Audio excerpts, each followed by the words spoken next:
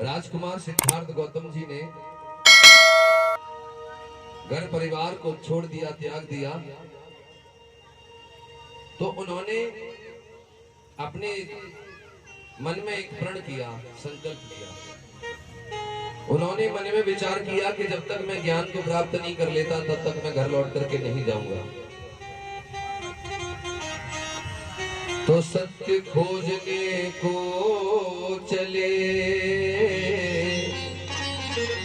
सिद्धार्थ राजकुमार। सत्य खोजने को चले सिद्धार्थ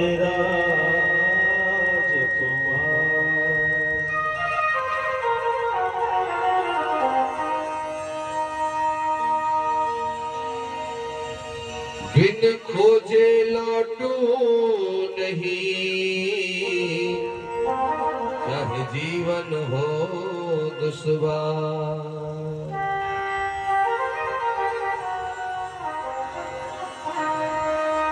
मेरा जीवन क्यों न चला जाए, लेकिन जब तक मैं उस परम बोधि को प्राप्त नहीं कर लूंगा तब तक मैं लौट करके नहीं जाऊंगा। इस बात से आप थोड़ा सा सीख लीजिए। वो क्या कह रहे हैं कि मेरा जो लक्ष्य है वो श्रेष्ठ ज्ञान प्राप्त करना है, और संकल्प क्या है कि मैं जब तक प्राप्त नहीं कर लूंगा तब तक मैं लौट करके नहीं जाऊंगा। ये मैंने संकल्प ले लिया है। इंसान जब अपने जीवन में कोई काम करता है और वो यदि लक्ष्य बना ले और लक्ष्य बना करके संकल्प कर ले तो वो चीज वो प्राप्त कर लेता है। लेकिन इंसान फेल क्यों होता है, असफल क्यों होता है? इंसान कोई भी असफल तब हो जाता है जब उसके पास कोई लक्ष्य नहीं होता। मेरी बात को गौर करके सुनना। यहाँ जितने बुजुर्ग लोग हैं उनके जीवन में अनुभव की हुई बात है ये, और जो नई पीढ़ी के लोग हैं जो अभी उन्नति के मार्ग पर जा रहे हैं, ये उनके लिए बहुत बड़ी सीख हो सकती है। ये बात जो मैं आपको बताने के लिए जा रहा हूं, इस बुद्ध की बात को इंडिया के कितने बड़े बड़े मोटिवेशनल स्पीकर उन्होंने बुद्ध की बात को चुराया है और बुद्ध से फिर उन्होंने किताबें लिख डाली है। बुद्ध ने एक बात और कही है, इंसान जैसा सोचता है वैसा ही बन जाता है। इंसान का मन जैसा सोचता है वैसा ही बन जाता है। यदि आपने अपने जीवन में कोई लक्ष्य बनाया है तो सफलता आपके पास होगी, और आपने लक्ष्य नहीं बनाया तो सफलता मुश्किल है मिलना। अच्छा, लक्ष्य क्यों बनाना जरूरी है? क्योंकि जब तक लक्ष्य नहीं होगा तो दृढ़ता अंदर नहीं आ सकती, कार्य करने की क्षमता पैदा नहीं होती है। आप ये बताओ, अभी टेम्परेचर देखें तो 45-46 होगा लगभग गर्मी का। आप अपने घरों से निकल करके दूर गांव से भी आप यहाँ आए हैं इतनी धूप में। आप चाहते तो ऐसा भी हो सकता था कि कौन जाएगा इतनी धूप में, घर में ही रहो, लेकिन फिर भी इतनी चिलचिलाती धूप में यहाँ क्यों आ गए? क्योंकि आपके सामने लक्ष्य था कि बुद्ध कथा श्रवण करने जाना है। अगर ये लक्ष्य ना होता तो आप आ ही ना पाते। क्यों आते? क्योंकि लक्ष्य नहीं है, कहाँ जाना है। लक्ष्य बना तभी तो कदम आगे बढ़ा। और फिर आपने क्या किया?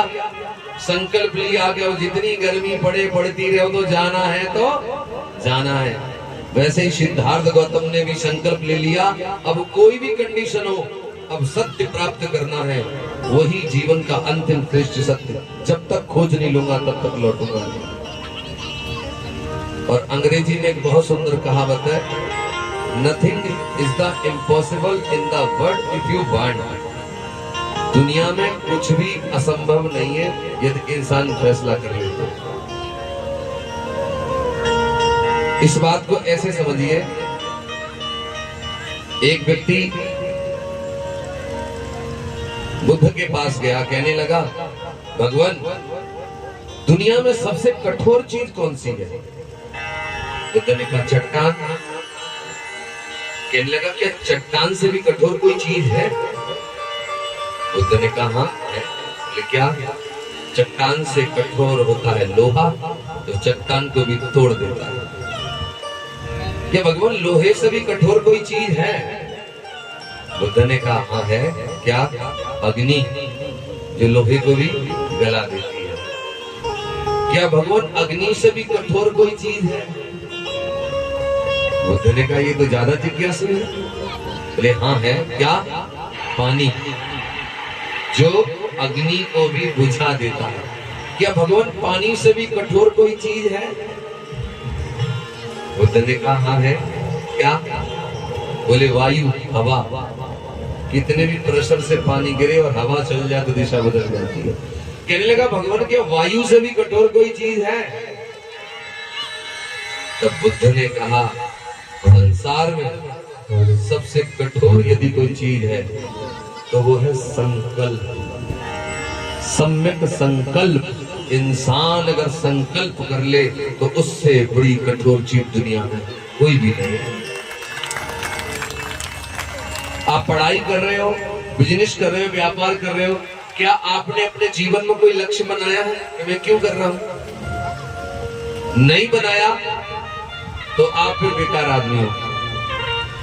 लक्ष्य बनाओ, सपना देखो। एपीजे अब्दुल कलाम कहते हैं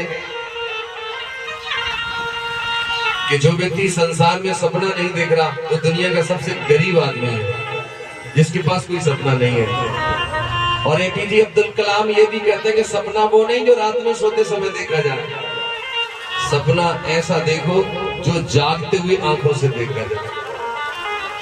और अब्दुल कलाम जी ये भी कहते हैं कि सपना इतना बड़ा बनाओ, लक्ष्य इतना बड़ा बनाओ कि उसको पूरा करने में पूरी जिंदगी लग जाए। इतना बड़ा लक्ष्य आपके पास होना चाहिए। आप मुझे देख रहे हैं, मैं भारत देश के अंदर कई प्रदेशों में कथाएं कर रहा हूं और ये 181वीं मेरी कथा है यार। लेकिन आज जो मेरे जीवन में ये मान सम्मान जो कुछ है, पहले तो ये बुद्ध और बाबा साहब की अनुकंपा है। लेकिन ये यूं ही नहीं हो गया। आप ये सोचेंगे ये यूं ही आ गया, अचानक ऐसे नहीं आ गया। मैंने अपने जीवन के 15 वर्ष लगातार एक ही जगह दिए हैं। अपना लक्ष्य नहीं बदला मैंने अपना टारगेट, अपना फोकस एक जगह ही रखा और 15 वर्ष एक ही जगह स्टडी में लगाए, एक ही जगह लगाए मैंने। पहले ये बुद्ध कथाएं मैंने भी कहीं से देखी सुनी, तो देख करके दूसरे व्यक्ति को मन में प्रेरणा जागी। मैंने कहा मैं इनसे बहुत बेहतर और अच्छा कर सकता हूं। लेकिन दूर दूर तक भी कोई ये पता नहीं था कि ये करूंगा कैसे, ये कैसे होगा, मैं कथा कैसे कहूंगा। मैंने तो अपने लाइफ में कभी ऐसा सोचा भी नहीं था। लेकिन जो मेरे गुरु हैं, ये हमारा जो लकी कीबोर्ड बजाते हैं, इसके पापा, वो मेरे गुरु हैं। उन्होंने मेरे अंदर ये गुण देखा और उन्होंने ही कहा था कि तुम वो कर सकते हो देश के अंदर जो कोई नहीं कर सकता। तो मैंने कहा मैं कैसे करूंगा? बोले बुद्ध को पढ़ो। जब मैंने बुद्ध को पढ़ा तो जो बात मैं आज आपको भी सिखा रहा हूं, ये बात पढ़ते पढ़ते मेरी आंखों के सामने जब आई तो मैंने उसी टाइम अपना लक्ष्य बनाया। मैं बता रहा हूं अपने जीवन की कहानी। मेरे पास आज भी वो सपनों की डायरी रखी है घर पे, जिसमें मैंने अपने सारे सपने लिखे। उसमें मेरा पहला सपना था कि मैं पूरे देश का सबसे अच्छा बुद्ध कथावाचक बनूंगा। ये मैंने डायरी पे मोटे मोटे अक्षरों में लिख लिया। ये मैंने लिखा, आज भी लिखा रखा है। ये मुझे बड़ी खुशी की बात है कि लोग बड़े बड़े मंचों से ये संबोधित करते भी हैं। मैंने सुना अपने कानों से कि राही जी जैसी कथा प्रवचन करना बड़ा मुश्किल है। तो मैं घमंड नहीं करता, लेकिन खुश होता हूं कि मैंने कोई लक्ष्य बनाया था, आज मैं उस लक्ष्य की ओर जा रहा हूं।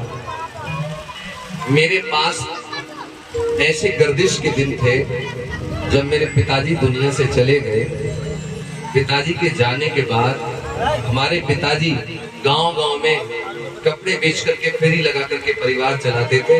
पिता के जाने के बाद वो काम मैंने किया, गली गली गांव-गांव फेरी लगा के कपड़े बेचने का काम। मैंने तो इससे भी